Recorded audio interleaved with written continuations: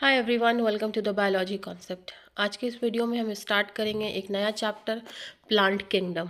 ठीक है, तो सबसे पहले हम इसके बेसिक्स को जानेंगे, which is based on plant classification. ठीक है, तो प्लांट्स जो है इसकी बहुत सारी स्पीसीज़ पाई जाती हैं और इन सारी स्पीसीज़ को क्लासीफाई करने के लिए या फिर सिस्टमेटिक अरेंजमेंट करने के लिए आया क्लासिफिकेशन। ठीक है, जो कि हेल्प करता है क्या आइडेंटिफाई करने में, इसकी प्लांट्स के आइडेंटिफिकेशन में, इससे रिलेटेड जो भी स्टडी करते हैं हम उसमें हेल्प करता है।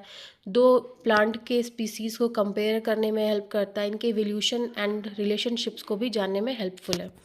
ओके, तो क्लासिफिकेशन जो है वो टाइम के साथ साथ इवॉल्व होता रहा है। ठीक है, तो 3 स्टेजेस पे क्लासिफिकेशन आए हैं। सबसे ओल्ड जो है वो आर्टिफिशियल क्लासिफिकेशन सिस्टम था। सेकंड जो आया वो नेचुरल क्लासिफिकेशन सिस्टम है, एंड जो लास्ट है वो है फाइलोजेनेटिक क्लासिफिकेशन सिस्टम। ओके, सो ये पे यहाँ पे आप एक फ्लो चार्ट देख सकते हो, टाइमलाइन ऑफ क्लासिफिकेशन दिया है मैंने। आर्टिफिशियल जो क्लासिफिकेशन था वो बेस्ड था सिर्फ कुछ सिंपल कैरेक्टर्स पे, कुछ या फिर एक पे। ठीक है, इसको दिया था किसने? लिनस ने दिया था। ठीक है, जो कि सेक्सुअल सिस्टम था। ठीक है, नेक्स्ट आया हमारा क्या? नेचुरल क्लासिफिकेशन, जो कि दिया गया था बेंथम एंड हुकर के द्वारा। ये किस पे बेस्ड था? ये बेस्ड था overall natural similarities between plants पे। ठीक है, थर्ड क्या आया? बेस्ड थर्ड जो फाइलोजेनेटिक क्लासिफिकेशन था वो दिया था एंगलर एंड प्रांटल ने। ओके, और ये बेस्ड था किस पे? Evolutionary relationships of the plants. ठीक है, नेक्स्ट हम जानेंगे सबसे पहले आर्टिफिशियल क्लासिफिकेशन सिस्टम को, जो कि बेस्ड था सिर्फ कुछ सुपरफिशियल ऑब्जर्वेबल कैरेक्टर्स पर। ठीक है, अब सुपरफिशियल या ऑब्जर्वेबल कैरेक्टर्स क्या हम कह सकते हैं? लाइक कि इनमें लीफ कैसी प्रेजेंट है, ठीक है, इनमें फ्लावर्स कैसे आ रहे हैं। बट ये मेनली बेस्ड था number and arrangement of stamens पे। स्टेमन क्या होता है? Anther plus filament. ओके, ये होता है एंथर और ये फिलामेंट, ये होता है क्या? स्टेमन। स्टेमन क्या होता है? मेल रिप्रोडक्टिव पार्ट होता है। ठीक है, तो स्टार्ट करते हैं। आर्टिफिशियल क्लासिफिकेशन सिस्टम जो था वो सुपरफिशियल या ऑब्जर्वेबल कैरेक्टर पे बेस्ड था। ठीक है, इसकी डेफिनेशन अगर हम जानेंगे तो एक सिस्टम जो क्लासीफाई करता हो प्लांट को, जिसका बेसिस हो सिर्फ कुछ ऑब्जर्वेबल ट्रेड्स और इग्नोरिंग ओवर ऑल सिमिलैरिटीज़। ठीक है, इस क्लासिफिकेशन में क्या था? सिर्फ कुछ ट्रेड्स को जो कि ईजिली ऑब्जर्व हो जाए उनको देख करके इसका क्लासिफिकेशन किया गया, और ओवरऑल सिमिलैरिटीज़ को इन्होंने इग्नोर किया। किसने? लिनस ने। ठीक है, जिन्होंने आर्टिफिशियल क्लासिफिकेशन सिस्टम दिया था। ठीक है, लिनस को हम फादर ऑफ टैक्सोनॉमी भी कहते हैं। ठीक है, इनकी फेमस बुक में इन्होंने इसका क्लासिफिकेशन दिया, that is his famous sexual system. ये बुक थी इनकी, इन्होंने आर्टिफिशियल क्लासिफिकेशन सिस्टम दिया, जो कि बेस्ड था किस पे? Based on number and arrangement of स्टेमन पे। ठीक है, जो कि बेस्ड था किस पे? स्टेमन के नंबर पे, और उसका अरेंजमेंट कैसा है फ्लावर में उसके ऊपर। ठीक है, नेक्स्ट हम आर्टिफिशियल क्लासिफिकेशन सिस्टम के फीचर्स को देखेंगे। तो ये क्लासिफिकेशन सिर्फ कुछ कैरेक्टर के बेसिस पे हुआ था। ठीक है, जैसे कि नंबर ऑफ स्टेमन्स, लीफ का शेप। ठीक है, लीफ का शेप कैसा है, नंबर ऑफ स्टेमन एक हैं या मल्टीपल हैं।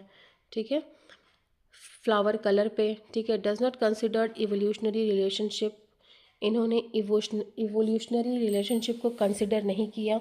किसमें ये सारी बातें हो रही हैं? आर्टिफिशियल क्लासिफिकेशन में हो रही है। ओके, और इन्होंने ये क्लासिफिकेशन बहुत सिंपली और बहुत क्विकली दे दिया था। ठीक है, does not group related plants correctly, इन्होंने ग्रुप रिलेटेड प्लांट्स की ग्रुपिंग अच्छे से नहीं की। इसकी लिमिटेशंस क्या थी? कि जो अनरिलेटेड प्लांट्स थे उनको भी इन्होंने एक साथ रख दिया, क्लोजली रिलेटेड प्लांट्स को इन्होंने सेपरेट कर दिया, और ये नेचुरल एफिनिटीज़ को रिफ्लेक्ट नहीं कर पाए। ठीक है, एंड ये यूज़फुल नहीं था इवोल्यूशनरी स्टडी के लिए। नेक्स्ट अब हम बात करेंगे नेचुरल क्लासिफिकेशन सिस्टम की, जो कि दिया था बेंथम एंड हुकर ने। ठीक है, बहुत बार ऑलरेडी ये क्वेश्चन आ चुका है बोर्ड एग्जाम्स में भी एंड नीट में भी, कि नेचुरल क्लासिफिकेशन सिस्टम किसने दिया था? बेंथम एंड हुकर ने दिया था। ठीक है, मोस्ट इंपॉर्टेंट एग्जाम्पल। ठीक है, और ये क्लासिफिकेशन किस में पब्लिश हुआ था? तो जेनेरा प्लांटेरम नाम की इन्होंने एक बुक लिखी थी, उसमें ये क्लासिफिकेशन पब्लिश हुआ था। Okay, so natural classification system था वो जो था वो किस पे बेस्ड था, वो overall similarities and natural relationship पे बेस्ड था।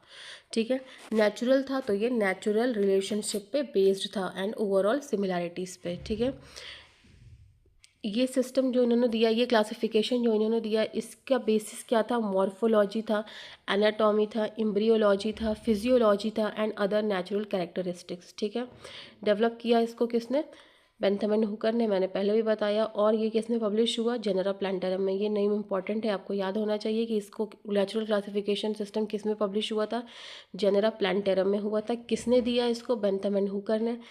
ये किस पे बेस्ड था, तो ये overall similarities and natural relationship पे बेस्ड था।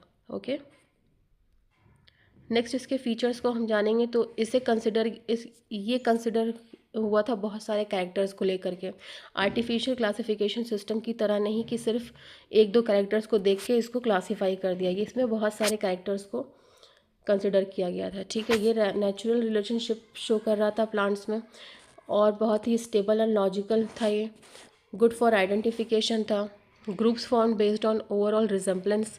ठीक है, इनमें जो नेचुरल क्लासिफिकेशन सिस्टम में जो ग्रुपिंग की गई प्लांट्स की, वो ओवरऑल प्लांट्स कैसे रिजेंबल कर रहे हैं उसको देखते हुए किया गया।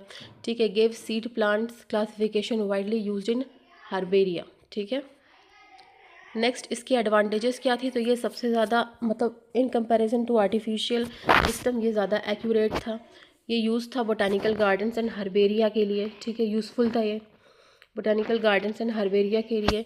ये नेचुरल अफिनिटीज़ ऑफ द प्लांट्स को ये शो कर रहा था। अब इसकी भी लिमिटेशन थी कि ये फुल्ली जो है इवोल्यूशनरी हिस्ट्री पे बेस्ड नहीं था, कुछ ग्रुप इसके परफेक्टली नेचुरल नहीं थे। ठीक है, नेक्स्ट हम देखेंगे फाइलोजेनेटिक क्लासिफिकेशन सिस्टम, जो कि बेस्ड था किस पे, evolutionary relationship, that is phylogeny पे बेस्ड था, which is very important point कि फाइलोजेनेटिक क्लासिफिकेशन जो था वो बेस्ड किस पर था, तो वो इवोल्यूशनरी रिलेशनशिप्स पे बेस्ड था।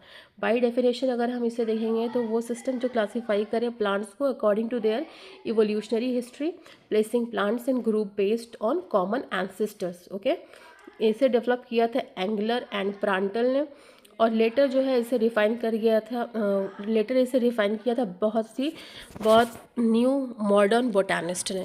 ओके, नेक्स्ट इसका बेसिक प्रिंसिपल क्या था, plants belonging to the same group share a common evolutionary origin.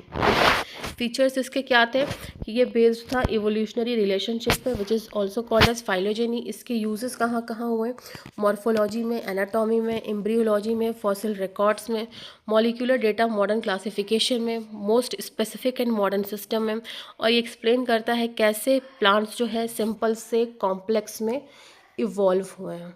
Okay, ये एक्सप्लेन करता है कैसे प्लांट्स जो हैं सिंपल से कॉम्प्लेक्स हुए हैं। ठीक है, नेक्स्ट अब आप इसका फाइलोजेनेटिक क्लासिफिकेशन का अगर एग्जांपल देखें तो एल्गी सबसे पहले आया, फिर ब्रायोफाइट्स आया, फिर डेरिडोफाइट्स आया, फिर जिम्नोस्पर्म्स एंड देन एंजियोस्पर्म्स। ठीक है, ये सीक्वेंस जो है वो रिफ्लेक्ट करता है इवोल्यूशनरी एडवांसमेंट को। ठीक है, यानी सबसे प्रिमिटिव क्या है, एल्गी है। क्या है सबसे प्रिमिटिव, एल्गी है। ओके, एंड सबसे एडवांस क्या है, एंजियोस्पर्म है। ठीक है, कई बार इसके ऑर्डर्स भी एग्ज़ाम में पूछे जाते हैं कि आप ऑर्डर बताइए।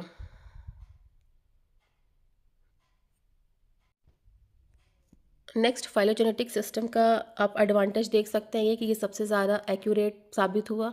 इसमें ट्रू रिलेशनशिप्स को कंसिडर करके इसको क्लासिफाई किया गया था, तो ये ट्रू रिलेशनशिप को शो करता है, और ये हमें बस समझा सकता है कि इवोल्यूशन प्लांट्स का कैसे हुआ। ठीक है, एल्गी टू एंजियोस्पर्म हुआ। ओके, इसके लिमिटेशंस क्या थे कि इससे फॉसिल एविडेंस नहीं मिला। ठीक है, मॉलिक्यूलर डेटा अच्छे से इसके पास नहीं था, constantly changing with new discoveries.